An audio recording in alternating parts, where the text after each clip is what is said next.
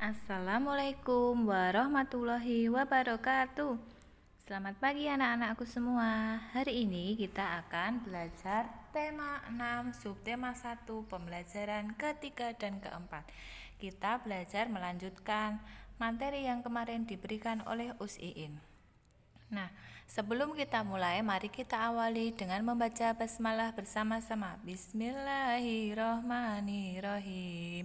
Lalu persiapkan pulpen kalian dan buka pembelajaran ketiga. Nah, yang pertama kita akan belajar tentang mengidentifikasi interaksi manusia dengan lingkungan alam dan pengaruhnya. Nah, interaksi adalah suatu kegiatan yang terjadi antara dua objek yang saling mempengaruhi satu sama lain. Nah, manusia dengan lingkungan alam, sedangkan di lingkungan alam itu ada dua, yaitu ada makhluk hidup dan ada benda mati. Makhluk hidup contohnya manusia, tumbuhan, hewan. Benda mati contohnya tanah, air, dan lain sebagainya.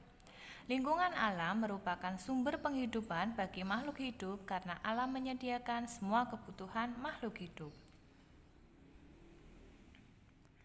Nah, makhluk hidup dan benda mati ini saling berkaitan.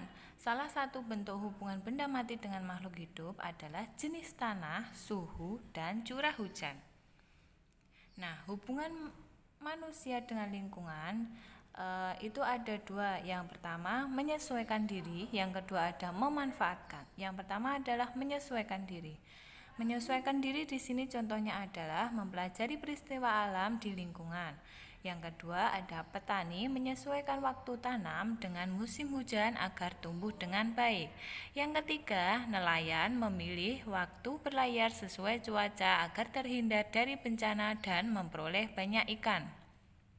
Lalu hubungan manusia dengan lingkungan yang kedua yaitu memanfaatkan. Yang pertama, manusia memanfaatkan alam untuk memenuhi kebutuhan dengan ilmu pengetahuan dan teknologi. Yang kedua, contoh manusia membuat hujan buatan untuk menanggulangi kemarau panjang yang menyebabkan menurunnya hasil pertanian. Lalu ada contoh lagi, petani berinteraksi dengan sapi untuk membajak sawah atau dengan pembajak sawah atau traktor. Lanjut, pengaruh positif interaksi manusia dengan lingkungan alam antara lain adalah meningkatkan lapangan pekerjaan penduduk sekitar, meningkatkan pembangunan daerah seperti dibangunnya akses jalan raya, jembatan, gedung-gedung.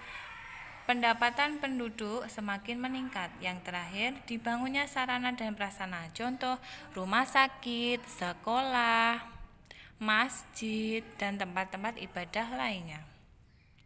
Pengaruh negatif interaksi manusia dengan lingkungan alamnya, yang pertama, berkurangnya keanekaragaman hayati karena hanya dibudidayakan tanaman kelapa sawit saja. Nah, contohnya, berkurangnya keanekaragaman hayati. Tumbuhan di sekitar kalian atau tumbuhan yang langka ditebang atau dipotong sehingga mereka tidak dapat membudidayakannya agar tumbuhan tersebut tetap hidup. Yang kedua ada berkurangnya habitat dan hewan asli penghuni hutan yang dibuka untuk perkebunan. Contoh, hutan sengaja dibakar untuk menjadikan hutan tersebut sebagai perkebunan atau sebagai gedung-gedung atau pabrik dan lain sebagainya. Sehingga hewan yang ada di dalam hutan tersebut mereka bahkan lari ke pemukiman penduduk atau bahkan mati. Yang ketiga, berkurangnya sumber daya air. Jika kalian boros dalam penggunaan air, maka lama-kelamaan air akan berkurang. Contoh, di saat musim kemarau, kalian membuang-buang air atau menggunakan air seenaknya, maka air tersebut akan berkurang atau kalian akan mengalami kekeringan. Lanjut, selanjutnya kita belajar tentang PKN. Nah, kita belajar tentang hak-hak anak. Hak-hak anak di sini ada 4. Yang pertama, hak kelangsungan hidup, yang kedua hak perlindungan, yang ketiga hak tumbuh kembang, yang keempat ada hak berpartisipasi. Hak kelangsungan hidup adalah hak untuk melestarikan dan mempertahankan hidup, dan hak memperoleh standar kesehatan tertinggi dan perawatan yang sebaik-baiknya. Jika kamu sakit, kamu berhak mendapatkan perawatan yang baik. Hak perlindungan.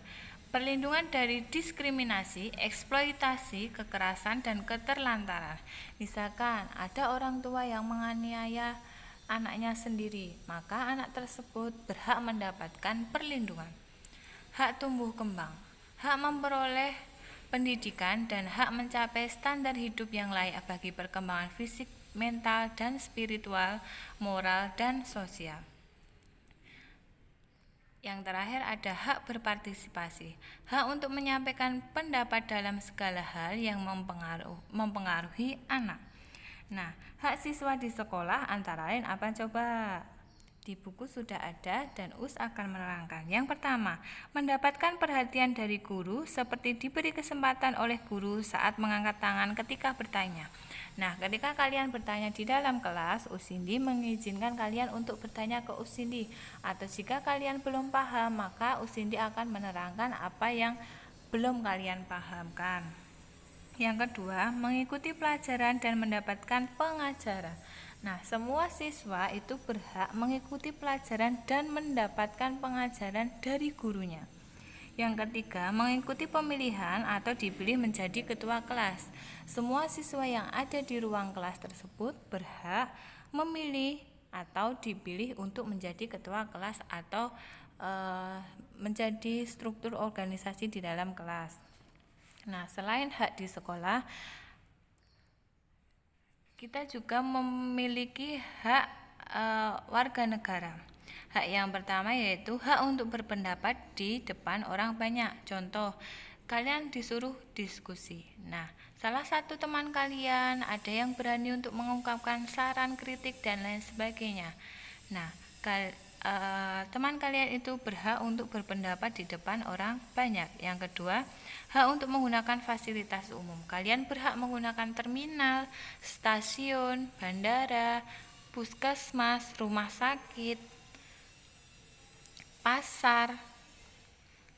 Yang ketiga ada hak untuk menganut agama dan melaksanakan ibadah. Nah, hak menganut agama ini semua orang berhak untuk mempercayai atau menganut agama dan melaksanakan agama sesuai dengan kepercayaannya masing-masing. Misalkan kita Islam, kita harus menganut agama Islam dan melaksanakan ibadah. Ibadahnya apa? Sholat, puasa, sedekah. Yang keempat, hak untuk mendapatkan pendidikan. Nah, sebagai warga negara, semua orang berhak untuk mendapatkan pendidikan, mulai dari TK, SD, SMP, dan SMA. Dan kalau ada rezeki bisa melanjutkan ke kuliah. Nah, kewajiban. Kewajiban adalah sesuatu yang dilaksanakan. Kewajiban harus dilakukan untuk menjamin haknya terpenuhi. Kewajiban siswa antara lain membuang sampah ke tempat sampah, mengerjakan tugas dengan bersungguh-sungguh, mendengarkan pendapat teman saat melakukan diskusi, melaksanakan piket sesuai dengan jadwal, bertanya kepada guru dengan santun. Tadi hak siswa di sekolah sudah ada. Nah, ini ada tambahan lagi untuk hak siswa antara lain di sekolah antara lain adalah lingkungan sekolah menjadi bersih, mendapat nilai bagus dari tugas tersebut. Kalian berhak mendapatkan nilai yang bagus, asalkan kalian bertanggung jawab dengan tugas kalian masing-masing. Diskusi akan tenang dan permasalahan dalam diskusi cepat terpecahkan. Ruang kelas selalu bersih dan nyaman, mendapatkan jawaban dari pertanyaan. Ruang kelas selalu bersih dan nyaman itu hak kalian. Akan tetapi kalau regu piket tidak menjalankan tugasnya, maka kalian tidak akan mendapatkan hak tersebut. Jadi hak dan kewajiban itu saling beriringan.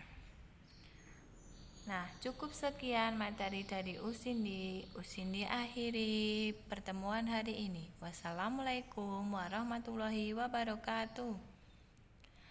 Tetap semangat.